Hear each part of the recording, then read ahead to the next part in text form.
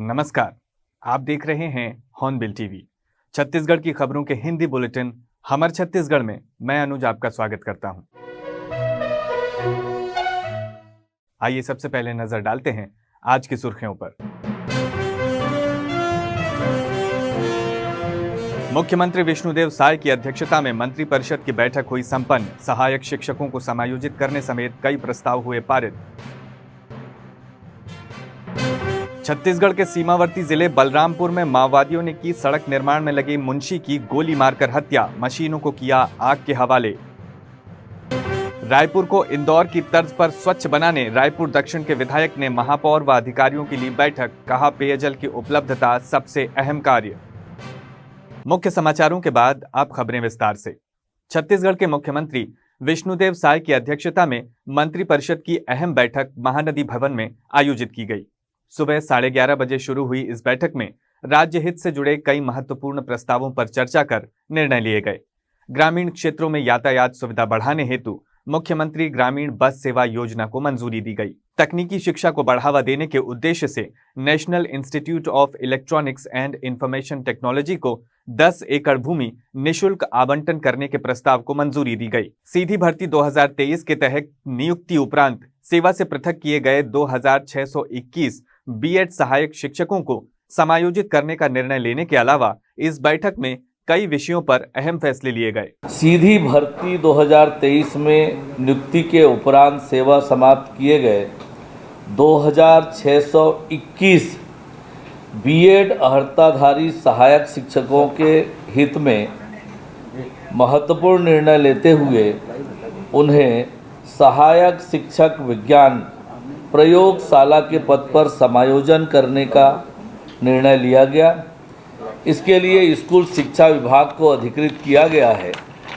अंतर्विभागीय समिति ने बहुत विस्तार से इस पर रिपोर्ट तैयार किया। उसके माध्यम से हटाए गए बीएड अर्हताधारी 2621 सहायक शिक्षकों को सहायक शिक्षक विज्ञान प्रयोगशाला के राज्य में रिक्त 4422 पदों में समायोजित किया जाएगा।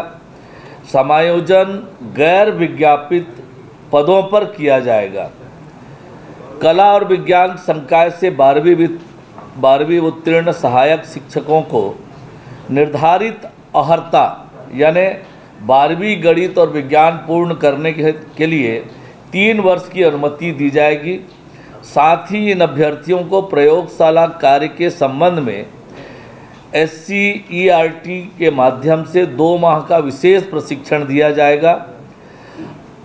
रोस्टर का पालन करने के लिए 355 अन्य पिछड़ा वर्ग के अभ्यर्थियों के लिए संख्यातर पदों का सृजन किया जाएगा। समायोजन के लिए जिलों की प्राथमिकता में पहले राज्य के अनुसूचित क्षेत्र के जिलों के रिक्त पदों में, उसके पश्चात सीमावर्ती जिलों के रिक्त पदों के पश्चात अन्य जिलों में समायोजन किया जाएगा। मंत्रिपरिषद द्वारा राज्य के सुदूर अनुसूचित एवं ग्रामीण क्षेत्रों में जहां यात्री परिवहन की सुविधा कम है, वहां आम जनता को सुलभ परिवहन सेवा उपलब्ध कराने के लिए मुख्यमंत्री ग्रामीण बस सुविधा योजना शुरू करने का एक बड़ा निर्णय आज कैबिनेट की बैठक में लिया गया। हल्के मध्यम परिवहन मोटरयान यानी 18 से 42 सीटर क्षमता के वाहन को अनुज्ञा पत्र और सुविधाएं प्रदान की जाएगी। नवीन ग्रामीण मार्गों के विनिर्धारण के लिए राज्य एवं जिला स्तर पर समिति का गठन किया जाएगा। अनुज्ञा का लाभ छत्तीसगढ़ राज्य के स्थानीय निवासियों को मिलेगा, जिसमें अनुसूचित जाति, जनजाति, अन्य पिछड़ा वर्ग, महिलाओं तथा नक्सल प्रभावितों को प्राथमिकता दी जाएगी। लाभार्थी का चयन निविदा प्रक्रिया से किया जाएगा।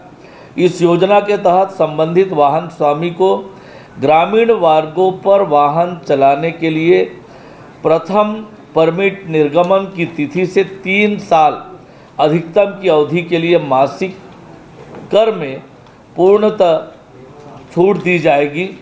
इस योजना के तहत संचालित विभिन्न श्रेणी के वाहन को राज्य शासन द्वारा प्रथम वर्ष 26 रुपये प्रति किलोमीटर, द्वितीय वर्ष 24 रुपये प्रति किलोमीटर, तृतीय वर्ष 22 रुपये प्रति किलोमीटर विशेष वित्तीय सहायता प्रदान की जाएगी।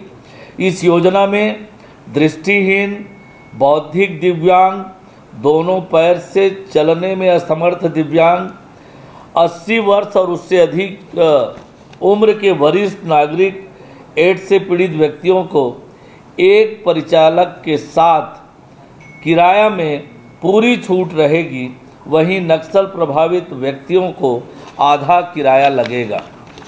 राज्य में तकनीकी शिक्षा को सशक्त बनाने और डिजिटल कौशल को बढ़ावा देने की दिशा में एक और ऐतिहासिक और बड़ा निर्णय लिया गया, जिसके तहत रायपुर अटल नगर में स्टेट ऑफ आर्ट नीलिट की स्थापना के लिए राष्ट्रीय इलेक्ट्रॉनिकी एवं सूचना प्रौद्योगिकी संस्थान नेलिट को 10.023 एकड़ भूमि निःशुल्क आवंटित करने का प्रस्ताव अनुमोदित किया गया। छत्तीसगढ़ के सीमावर्ती जिले बलरामपुर में एक बड़ी और सनसनीखेज वारदात सामने आई है। बुधवार की रात झारखंड सीमा से लगे ग्राम पंचायत ओरसापाठ में माओवादियों ने सड़क निर्माण कार्य में लगे मुंशी अयूब खान की गोली मारकर हत्या कर दी। साथ ही निर्माण में लगे 2 भारी मशीनों, एक जेसीबी और एक पोकलेन को आग के हवाले कर दिया। ये घटना उस समय हुई जब मुंशी अयूब खान अपने घर पर ही मौजूद थे। जानकारी के अनुसार शाम करीब 7:30 बजे दर्जनों की संख्या में वर्दीधारी नकाबपोश हथियारबंद माओवादी ओरसापाठ गांव पहुंचे। उन्होंने पहले अयूब खान के घर पहुंचकर उसे अपने साथ चलने को कहा और उसका मोबाइल बंद करवा दिया। इसके बाद वे पास खड़ी निर्माण मशीनों के पास पहुंचे, जहां मौजूद चालकों को भी मोबाइल बंद करवाकर हाथ में गमछे से उनके दोनों हाथ बांधकर उन्हें वाहनों के पास ले गए। माओवादियों ने हत्या से पहले गांव के लोगों को धमकाया और किसी को पुलिस को जानकारी न देने की चेतावनी दी। फिर कुछ दूरी पर ले जाकर मुंशी अयूब खान को गोली मारकर उसकी हत्या कर दी और झारखंड के जंगल की ओर फरार हो गए। इस पूरी वारदात को माओवादियों ने करीब 2 घंटे तक अंजाम दिया। यह घटना 67 करोड़ की लागत से बन रही 13.5 किलोमीटर लंबी सड़क निर्माण के स्थल पर हुई, जो छत्तीसगढ़ के ओरसापाठ से झारखंड की सीमा तक बनाई जा रही थी। वारदात की जानकारी गुरुवार सुबह मिली, जिसके बाद दोनों राज्यों की पुलिस हरकत में आ गई। मौके पर झारखंड के महुआडांड डीएसपी एसपी बहेलिया, थाना प्रभारी मनोज कुमार और आईआरबी के जवान पहुंचे। वहीं छत्तीसगढ़ के सामरी थाना प्रभारी विजय सिंह ने भी अपनी टीम के साथ घटनास्थल का जायजा लिया। फिलहाल ये स्पष्ट नहीं हो पाया है कि इस घटना के पीछे किस माओवादी संगठन का हाथ है और उसका उद्देश्य क्या था, क्योंकि घटनास्थल से कोई पर्चा बरामद नहीं हुआ है। पुलिस मामले की गंभीरता से जांच कर रही है और दोनों राज्यों की सीमा पर सतर्कता बढ़ा दी गई है।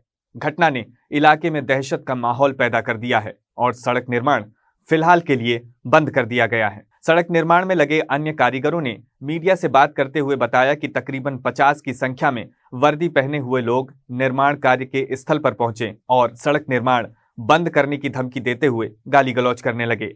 प्रत्यक्षदर्शियों ने बताया कि ये सभी लोग कंधे पर बंदूक लटकाए हुए थे।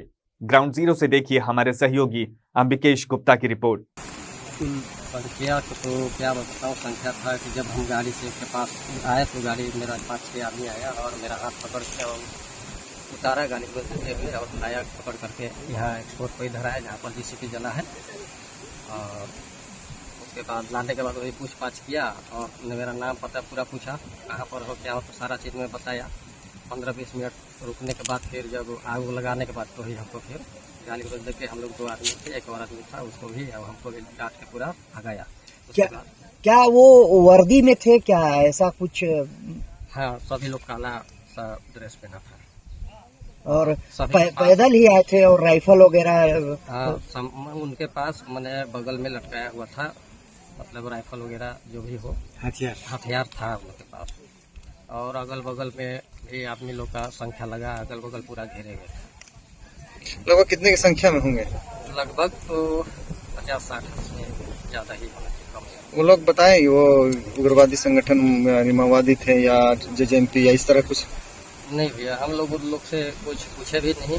हम लोग के पास खुद दहशत था, डर था, हम लोग कुछ नहीं बात किए। जो जैसे कहे हम लोग सुने और फिर उन लोग जाने के लिए कहा, हम लोग चले गए। जिस समय इनको निकाल करके यहाँ पर जब इनको जो गोली मार दिया या ये किया, उसमें वहाँ पर आप थे या नहीं थे? नहीं थे वहाँ पर। ये घटना कितने बजे रात की होगी? ये 9 से 9:30 बजे की रात। आपके जाने के बाद? हाँ, हम जब यहाँ से चले गए, जब यहाँ से गाड़ी लेकर के कुछ दूर जाने के बाद गोली का आवाज हमको सुनने में आया, सुनाया। उसके बाद में घर लगा। जिसकी हत्या हुई वो क्या करते थे? वो ये जो रोड जो ओरसा घाटी बना है, मेरा हामी से लेकर के जो बूढ़ा नदी तक जो बना है, उसपे वो मुंशी का काम करते थे। लगभग कितने सालों से थे वो मुंशी काम? लगभग जब से चालू हुआ है तब से वो कर रहे हैं। आज जितना भी दिन हो, वो शुरू से ही वो में काम करते थे। और ये भी नहीं थे, और इनके साथ 4-5 मुंशी भी काम करता था, मिठाई वगैरह थे, जो अभी भी मैंने रहता है कहीं कहीं पर, एक ही नहीं थे। तो क्या यहाँ के मशीन के ऑपरेटरों को भी उनके द्वारा कुछ बोला गया क्या? नहीं, मशीन के ऑपरेटर को कुछ नहीं कहा गया है। उन लोग को सिर्फ वो लोग निकाला, तेल और मतलब डलवाया है उसमें, और उन लोग का जितना बिछौना था, कमल मलवड़ने को सब डलवा के आग लगा दिया है। घटना के बाद सूचना इसकी सबसे पहले आपके द्वारा किन लोगों को दिया गया और पुलिस तक कब सूचना पहुंचाएगी? सूचना हमारा इतना डर था, हम डर से मोबाइल को ही नहीं दिखाए रात में। इसका सूचना जो है महमदार थाना या जो भी है आपके क्षेत्र में जो थाना पड़ता है, इसका सूचना आप लोग कब दिए थे?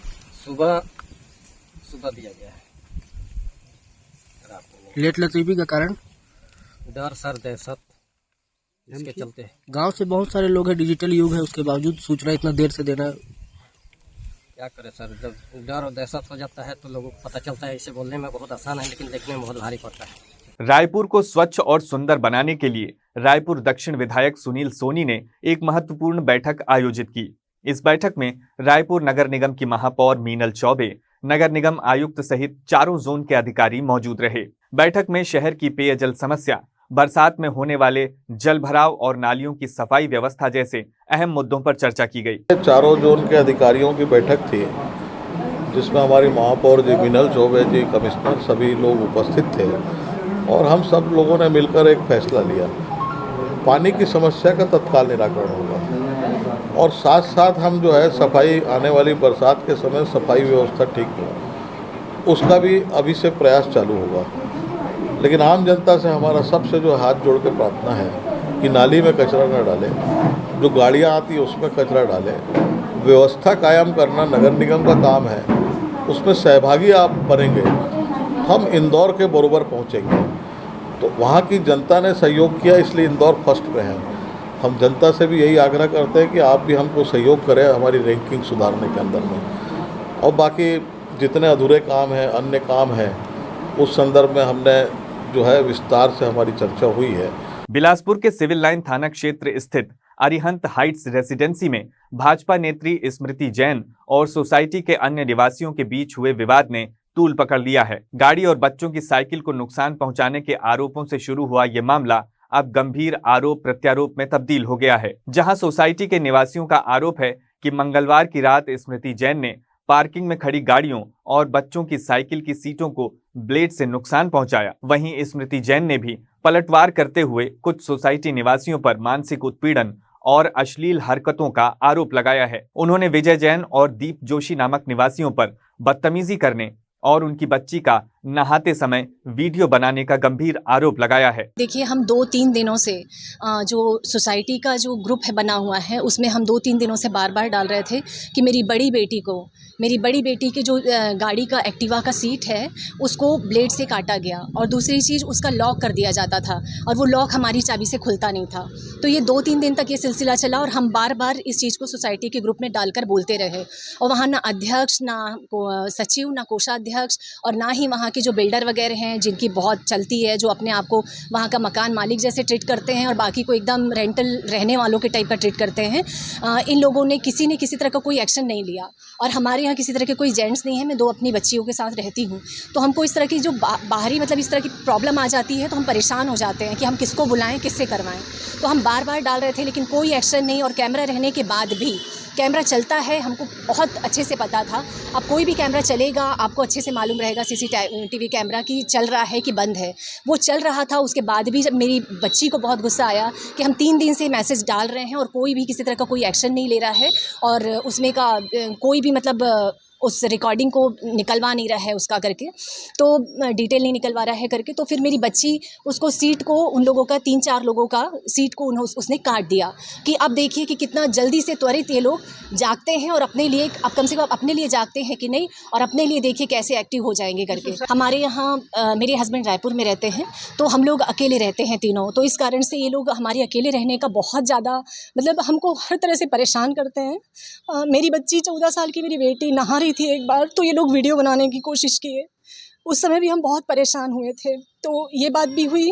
और उसके अलावा मेरी बाई को मना करते हैं कि वहाँ काम मत करो, और मेरे पे भी बुरी नियत रखते हैं, और मेरी 2 बच्चियाँ जो यंग हो रही हैं उन पे भी बुरी नज़र रखते हैं, और हम बहुत हर तरह से टॉर्चर हो रहे हैं इनसे। कभी ये लोग हमारा मतलब कुछ भी ख़राब होता है, कोई चीज़ जो सोसाइटी की जिम्मेदारी रहती है उस पर किसी तरह का कोई एक्शन नहीं लेते। और इन्होंने जो बोला है कि गार्ड को हम गाली गलौज करते हैं, तो गार्ड से मैंने बात भी किया और उसके वॉइस को रिकॉर्डिंग भी किया है। इस रिकॉर्डिंग को मैं बिल्कुल न्यूज़ वालों को दूंगी, आप लोगों को, कि आप लोग देखिए, वो गार्ड खुद अपने मुंह से बोल रहा है कि आपने कभी मेरे से बदतमीज़ी से बात नहीं किया और कभी आपने गाली गलौज नहीं किया, ना ही मेरी सोसाइटी में किसी से लड़ाई झगड़ा है। और इनसे सिर्फ मेरे को नहीं, और भी लोग हैं 3-4 लोग जिनसे इनको परेशानी है। जी, मैं एक बार 1 साल पहले मैंने इनके नाम से रिपोर्ट किया था, तो उस समय किस्मत ख़राब थी कि उस समय ये पूरे कैमरे वगैरह बंद थे, तो उनको ये वार्निंग भी मिला था कि देखिए आप सोसाइटी में रहते हैं तो आप लोग कैमरे को ऑन करवाइए करके सबसे पहले। तो ये लोग कैमरे को ऑन करवाए थे, और आज ऐसा हुआ कैमरे ऑन होने के बाद भी ये लोग हमारे लिए कोई एक्शन नहीं लिए। तो मेरी बच्ची ने गुस्से में जो भी किया, तो इस चीज़ का मैंने कोई विरोध नहीं किया, और ये सही भी है कि देखिए एटलीस्ट हमारे लिए नहीं तो आप अपने लिए तो जागे ना, आपने लिए तो आप जागे ही, और आपके लिए कैसे कैमरा खुल गया, उसका फुटेज निकल गया, हमारे लिए क्यों नहीं। पूर्व सरपंच और वर्तमान सरपंच के बीच चल रहे विवाद के कारण दुर्ग जिले की अंजोर ग्राम सभा पंचायत में विकास कार्य ठप पड़ा हुआ है।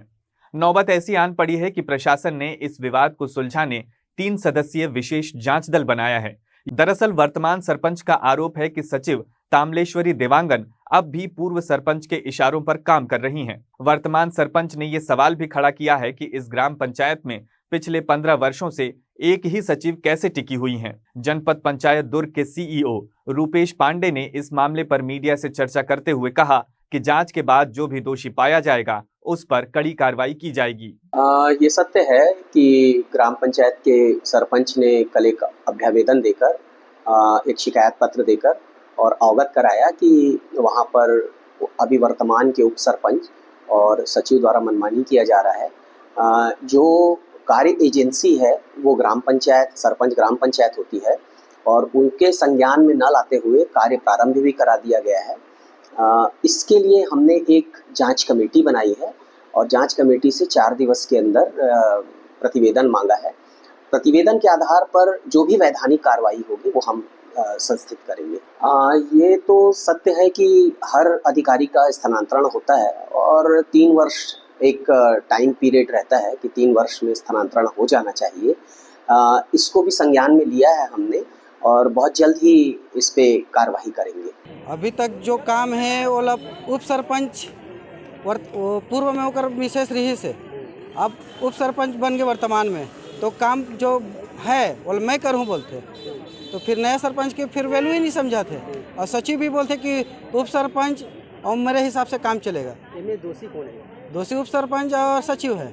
क्या नाम है तो उप सरपंच? उप सरपंच माखन साहू, सचिव तामेश्वरी देवांगन, और 16 साल से यहाँ एक ही जगह काबिज है। इस तरह से वैधान उत्पन्न करा तुम्हारा?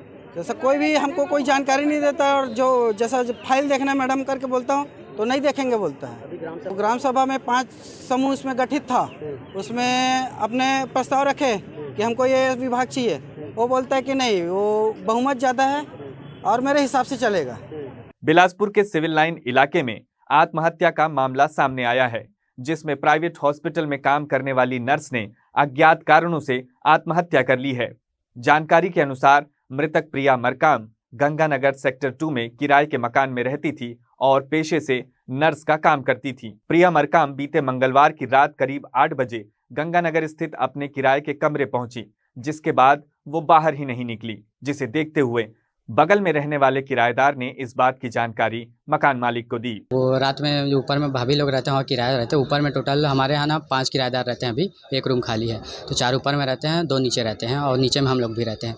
तो ऊपर में जो भाभी हैं वो बताई कि रात में ड्यूटी आई थी, उसके बाद रात भर दिन भर निकली नहीं रूम से, अंदर ही में थी। अभी शाम में लाइट गोल हुआ तो भी नहीं निकली। तो हम लोग आवाज़ दिए, मतलब उन लोग आवाज़ दिए मम्मी लोग जाके कि प्रिया प्रिया करके दरवाज़ा खटखटाया, तो भी नहीं निकले। तब उनके साथ में जो रूम पार्टनर रहते हैं लाते दीदी, उनको फ़ोन किए। बिस्तर पे लेटी हुई थी दीदी, मतलब बॉडी पड़ा था और नाक से खून और झाग जैसा रू जैसा कुछ लगा हुआ था। परिजनों के पहुंचने के बाद जब दरवाजा तोड़ा गया तो युवती बिस्तर पर पड़ी थी, जिसके मुंह से झाग निकल रहा था। युवती के साथ ऐसा क्या हुआ कि उसने हॉस्पिटल से लौटने के बाद आत्महत्या कर ली? किस बात को लेकर युवती ने मौत को गले लगाया? इन्हीं बातों को लेकर पुलिस आगे की जांच कर रही है। थाना सिविल लाइन में एक मर्ग पंजीबद्ध किया गया है, जिसमें कि एक लड़की है जो 22 साल की है, अपने घर में मृत अवस्था में मिली, जिस पर पुलिस ने मर्ग कायम किया है, पोस्टमार्टम किया जा रहा है, उसमें मृत्यु के कारणों की जांच की जा रही है। धर्मांतरण विवाद में कार्रवाई के तहत हिंदू संगठन के कार्यकर्ता राम सिंह ठाकुर की गिरफ्तारी के बाद बिलासपुर के सिविल लाइन थाना क्षेत्र में तनाव की स्थिति उत्पन्न हो गई। गिरफ्तारी की जानकारी मिलते ही बड़ी संख्या में हिंदू संगठन के कार्यकर्ता थाने पहुंच गए और गिरफ्तारी का विरोध करते हुए थाने का घेराव कर दिया। बताया जा रहा है कि कुछ दिन पूर्व बिलासपुर में ईसाई समाज की एक बैठक के दौरान हिंदू संगठन ने वहां पहुंचकर धर्मांतरण कराने का आरोप लगाया था। इस संबंध में ईसाई समाज के खिलाफ FIR भी दर्ज की गई थी। वहीं बैठक में शामिल ईसाई समाज के कुछ लोगों ने आरोप लगाया है कि राम सिंह ठाकुर ने उन्हें गाली गलौज करते हुए जान से मारने की धमकी दी थी।